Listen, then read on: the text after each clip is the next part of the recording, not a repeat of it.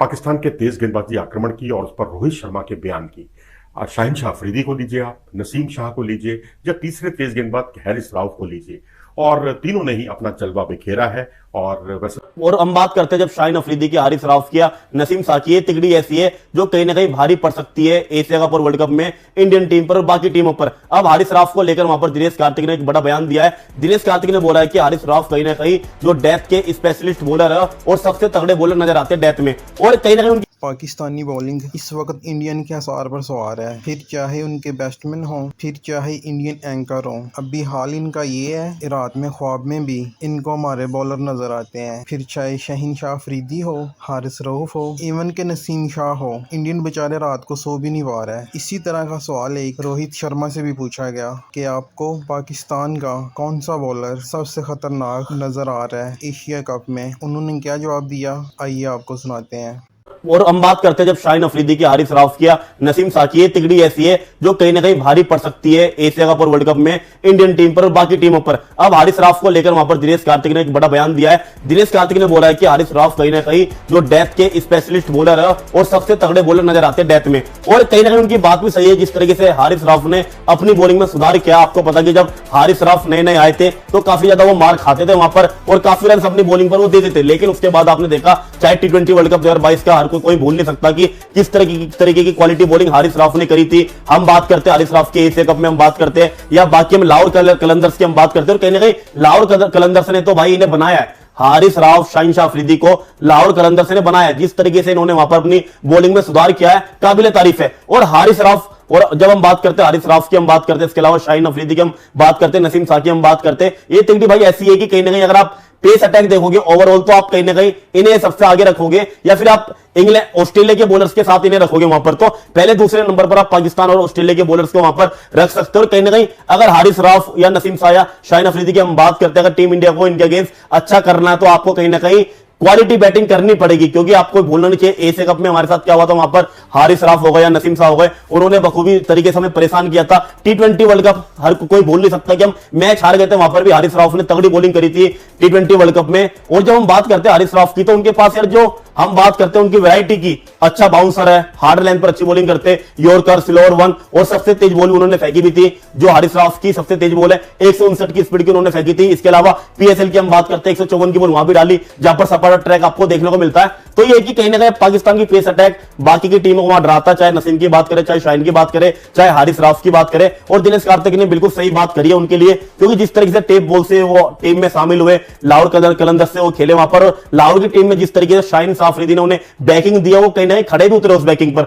और अब कहीं ना कहीं पाकिस्तान की टीम की जान बन चुकी है वहां पर वो पेस बैटरी। आपको पहले हम बात करते हैं, मैं कंपेयर नहीं कर रहा कि वक्कार यूनिस आपने देखे, शोएब अख्तर आपने देखे, या वसीम अकरम आपने देखे, लेकिन कहीं ना कहीं आपको बड़े टाइम बाद ऐसा पेस अटैक वहां पर देखने को मिल रहा है, जहां पर शाहीन अफरीदी है, हारिस राउफ है और नसीम शाह है, तो क्वालिटी बॉलिंग है। वरना बीच में आपने क्या देखे थे, राव इफ्तिकार अंजुम थे इनके पास, या यासिर अराफात आए थे, या उमर गुल की हम बात करते थे, उमर गुल बेटर थे, लेकिन बाकी के बॉलर्स आपको बीच का एरा थोड़ा खाली लगता था। जब मोहम्मद आसिफ इनके थोड़ा फिक्सिंग में फंस गए थे, मोहम्मद आमिर फिक्सिंग में फंस गए थे, तो इनकी बॉलिंग में खालीपन लगता था। लेकिन जिस तरीके से हारिस राउफ ने भाई बॉलिंग करी है, द 100 में आप इनकी बॉलिंग देख लीजिए, PSL में इनकी बॉलिंग देख लीजिए, तो कहीं ना कहीं बाकी के बल्लेबाजों को वहां संभल कर रहना पड़ेगा। और कोई नहीं बोल सकता कि वहां पर इंडिया को अगर बैटर करना तो रोहित और विराट पर सारा दारोमदार होगा, और विराट कोहली ही वो शख्स थे जिन्होंने हारिस राउफ की बॉल पर 2 बॉल पर 2 छक्के मार के मेलबर्न में इतिहास रचा था। अगर विराट कोहली के वहां 2 छक्के ना आते हारिस राउफ की बॉल पर, तो वो मैच भी भाई हम हार चुके थे। और कहीं ना कहीं उन्होंने बोला भी था कि जब उनसे पूछा गया था कि आप विराट कोहली ने, तो उन्होंने यही बोला था कि यार विराट कोहली जैसे लेजेंड ने छक्के मारे, वरना बाकी कोई मेरी बॉलिंग पर छक्के नहीं मार सकता था। और काबिल तारीफ वहां पर वो बॉलिंग कर रहे थे। तो देखते भाई एशिया कप में हारिस राउफ किस तरीके की वहां पर बॉलिंग करते हैं। वर्ल्ड कप भी आ रहा है, लेकिन बाकी के बल्लेबाजों को वहां पर संभल कर रहना पड़ेगा, बाकी देश की कंट्रियों को, और आपको बड़ा तगड़ा मुकाबला देखने को मिलेगा इंडिया पाकिस्तान में। इंडिया की बैटिंग और पाकिस्तान की भाई बॉलिंग बड़ी तगड़ी रहने वाली है इनकी। तो यही भाई दिनेश कार्तिक ने बिल्कुल सही बात बोली कि कहीं ना कहीं हारिस राउफ ने अपनी बॉलिंग में बड़ा तगड़ा सुधार किया। डेथ में उनके पास वैरायटी है, और डेथ की कहीं ना कहीं शानदार बॉलर है वो बन चुके हैं। यॉर्कर उनके पास है, बाउंसर उनके पास है, स्लोअर उनके पास है। और इनके आंकड़े पर भी हम बात कर लेते हैं, एक टेस्ट मैच खेला इन्होंने, उसमें चोटिल हो गए थे। इसके अलावा आप देखते हो 22 ODI खेले, 39 विकेट है वहां पर इनकी, 5 का इकोनॉमी है। ओडीआई क्रिकेट में इनका 5 का इकोनॉमी है, इसके अलावा 28 की एवरेज है। इकोनॉमी की मैं क्यों बात कर रहा हूं आपकी, इकोनॉमी की मैं इसलिए बात करता हूं जब ओडीआई क्रिकेट में डेथ में बॉलिंग करनी पड़ती है। आज के टाइम के क्रिकेट पर भाई 5 की इकोनॉमी बड़ी शानदार इकोनॉमी है, वरना आप देखते हो कि वहां पर 6-7 की इकोनॉमी आपको देखने को मिल सकती है। और अधिकतर मैचेस ये पाकिस्तान के सपाटा ट्रैक पर खेलते हैं, वहां भी इन्होंने अच्छी बॉलिंग करी है। इसके अलावा इनके टी20 करियर की अगर मैं बात करूं तो वहां पर आप देखते हो टी20 में 62 मैचेस इनके भाई, वहां पर आप देखो 83 विकेट है, 62 मैचेस में 83 विकेट है इनकी। फिर हम देखते हैं वहां पर 21 की एवरेज है, इकोनॉमी 8 का है। तो कहीं ना कहीं इन्होंने जो सुधार किया अपनी बॉलिंग में, इकोनॉमी रेट आप ओडीआई में देख लीजिए इनका इकोनॉमी रेट आप इनका टी20 में देखिए, कहीं ना कहीं दोनों में इनका परफेक्ट है। ओडीआई टी20 में अगर इकोनॉमी आपका 5 और 8 का है तो कहीं ना कहीं बहुत बेटर है। और इसलिए ही दिनेश कार्तिक ने इनकी तारीफ करी है कि भाई हारिस राफ ने बड़ा सुधार किया है और बड़े तगड़े स्पेशलिस्ट वहां पर डेथ के बॉलर्स बन चुके हैं वो, और शाइन और नसीम का इन्हें साथ मिलता ही है। तो देखते भाई एशिया कप और वर्ल्ड कप में हारिस राफ कैसी बॉलिंग करते हैं वहां पर। तो यही उम्मीद तो यही कि भाई इंडिया के अगेंस्ट मत करना आप अच्छी बॉलिंग, बेशक सारी टीमों के अगेंस्ट आप करना वहां पर।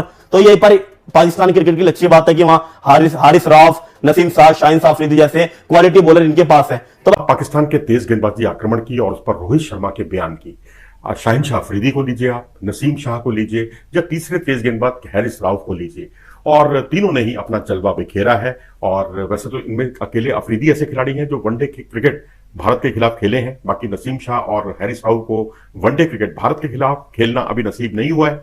लेकिन टी20 क्रिकेट में इन तीनों खिलाड़ियों ने अपनी मौजूदगी का एहसास कराया, चाहे हैरिस राउफ हो जिन्होंने रोहित शर्मा और सूर्य कुमार यादव के विकेट लिए, अफरीदी को याद कीजिए जब उन्होंने 3 विकेट भारत के चटकाए थे जिसमें रोहित शर्मा का भी एक विकेट था।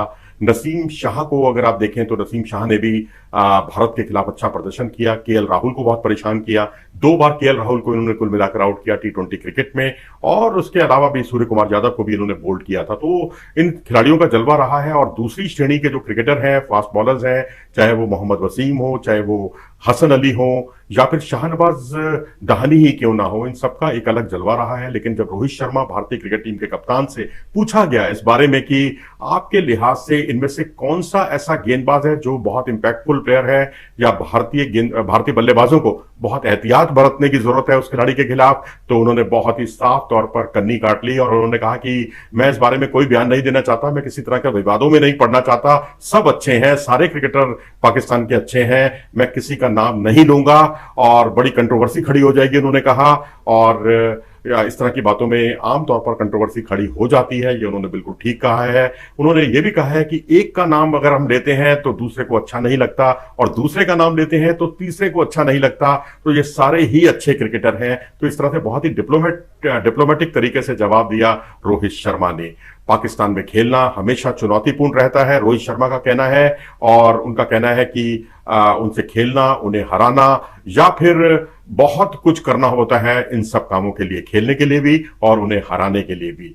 तो इस तरह से उन्होंने अपनी बात बहुत ही सहजता के साथ, बहुत शालीनता के साथ रखी पत्रकार बिरादरी के बीच में। और हाइब्रिड मॉडल के तहत अभी एशिया कप होना है और अभी जो है पहला मुकाबला जो है हाइब्रिड मॉडल के तहत होना है, एकमात्र मुकाबला, और उसमें ज्यादा मैच भी हो सकते हैं। लेकिन 2 सितंबर को कैंडी में एशिया कप के अंतर्गत भारत को पाकिस्तान से खेलना है और 14 अक्टूबर को अहमदाबाद में खेलना है। और एशिया कप में अगर हम बात करें तो भारत, पाकिस्तान और नेपाल एक ग्रुप में है और दूसरे ग्रुप में बांग्लादेश, अफगानिस्तान और श्रीलंका की टीमें हैं।